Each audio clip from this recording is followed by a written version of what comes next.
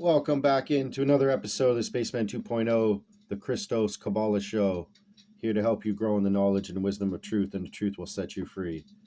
Now everyone gets mistaken that the Kabbalah is just a Jewish construct, but it's been here before the ends of time, and before the beginnings of time too.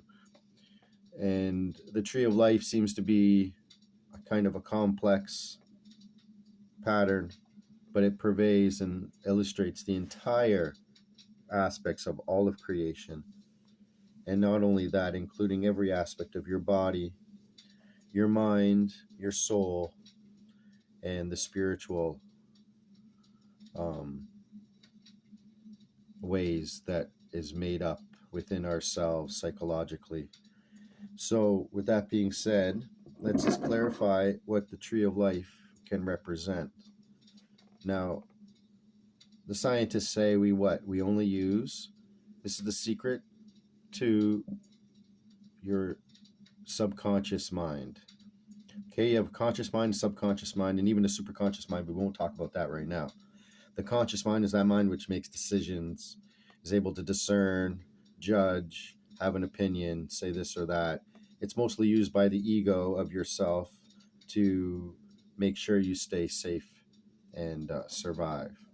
But your conscious mind relies on all the patterns and functions of the subconscious mind. The subconscious mind makes up 9/10, okay, of your being. They say we only use up to 10% of our brain, not even. So with that being said, this can be perfectly illustrated with the tree of life. The tree of life made up of 10 Sephiroth, and the 10th is where we are. We're in Malkuth. We're in the Earth zone. Each represents by a different planet, okay? Moon, Mercury, Venus, Sun, Mars, Jupiter, Saturn, Uranus, Neptune. But besides that, this is the Earth, the lowest, the conscious, where we are conscious of. The subconscious makes up 9/10, all right? 9 out of 10 regions is the subconscious. And let's look at the subconscious. This is called the tree of life, okay? This is called the tree of life. Now in Greek or in Latin, it's called what? When I studied anatomy, it came to me, when you study any part of the anatomy, you can basically understand all of anatomy and why it has the parts that it has because of the tree of life. Now, with that being said, let's look at the tree of life from this point of view of anatomy, and you will be amazed. Okay, so before we start, we can just see here in this picture of the brain, the cerebrum and the cerebellum. The cerebellum is where you have the tree of life. How do I know that? Because it's called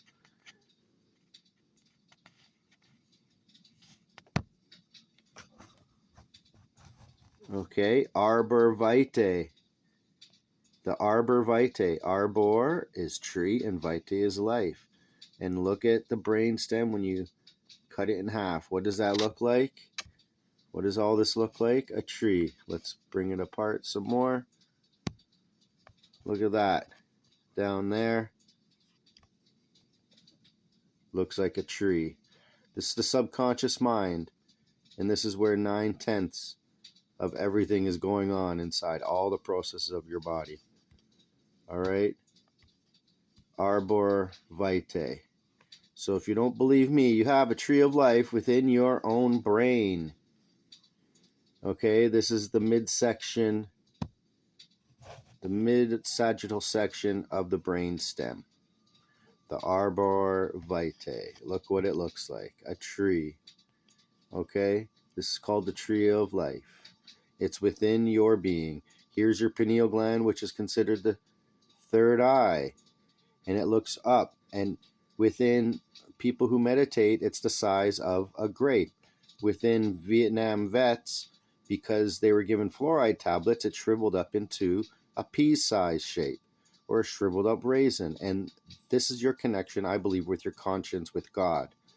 Being able to look up and get direct understanding of what's going on from the heavens above, the spiritual insights.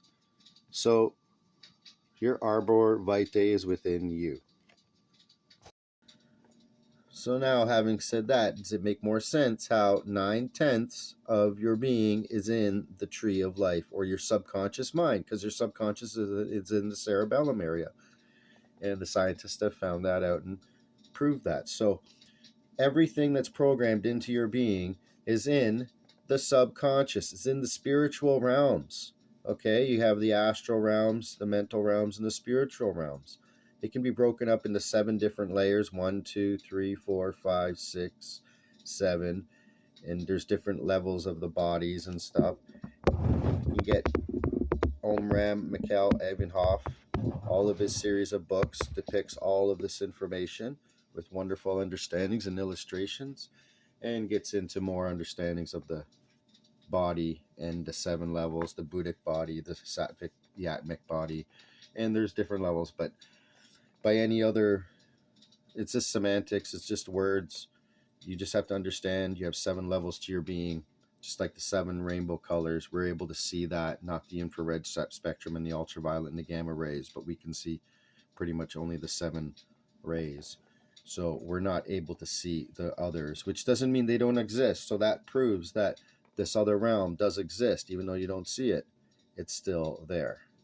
And the arbor vitae of your brain says it right there.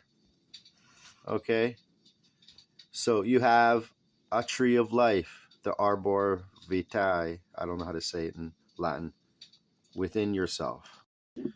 So how can you use this information practically, that 9/10 of your being is within the subconscious mind, within the arbor vitae of your brain?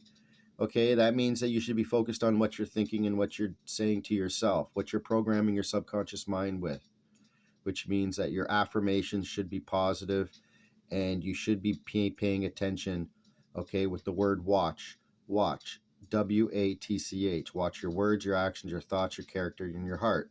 So watch your mind and what you're thinking, because what you think is what you'll start to do and what you'll become more like.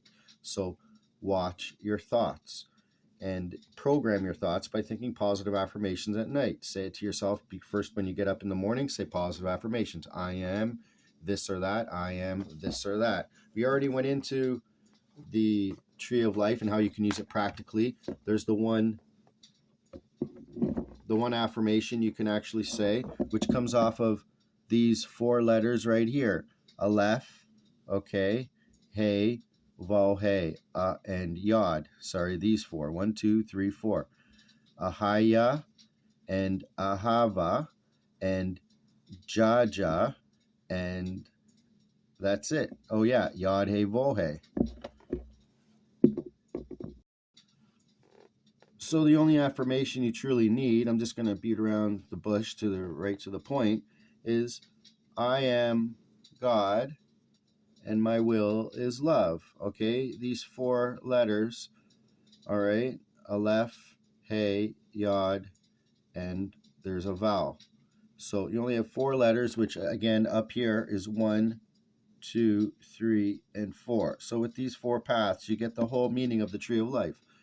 And your affirmations in the morning: I am God and my will is love. I am a representation of God and my will is love.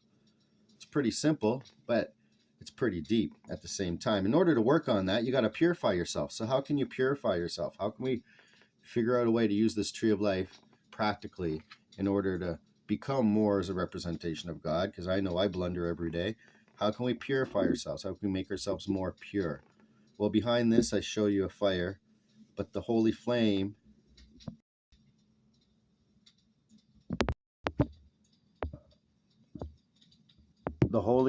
I'm not sure what's happening with my camera, if you can see the holy flame here, but the holy flame gives you the secret. You have 4 aspects to the holy flame.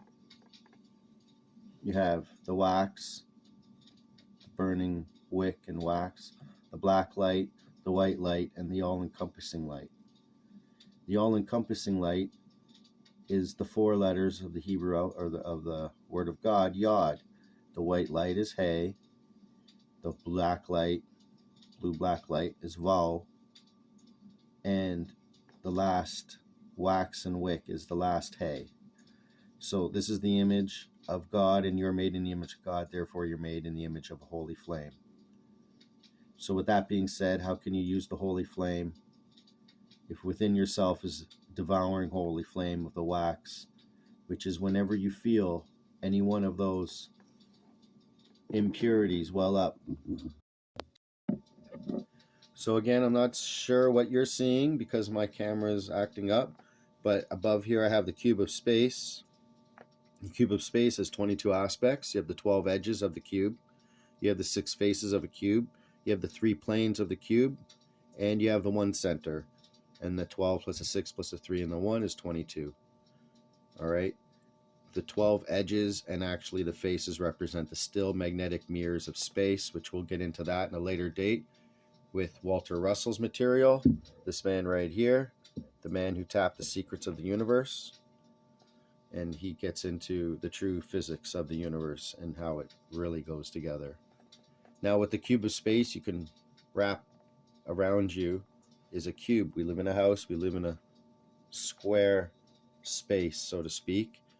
And you can understand that this has 6 faces and 1 center. So that can go with the 7 deadly sins.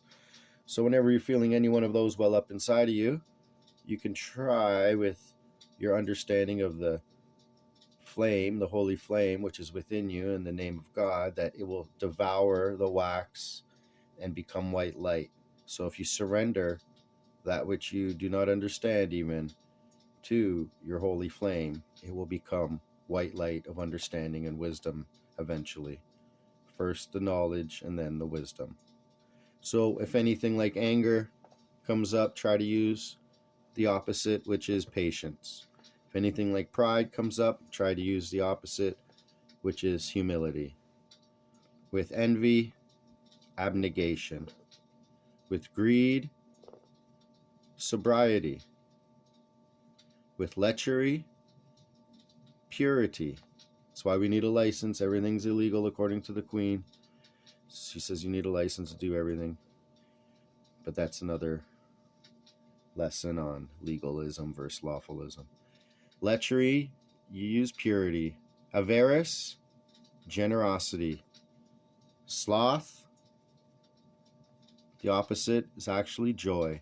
The inner joy within you that you are a living human being that is the living hands and feet of God, to be aware and to recognize the wondrous creation which you live in, and to come to know your true nature.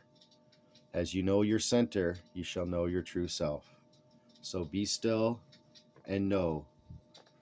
So with that being said, it's the Spaceman 2.0 with the Christos Kabbalah show. I hope you see that which I am trying to show you. If not, I will do another episode illustrating that which I said. This is the Spaceman 2.0, and out.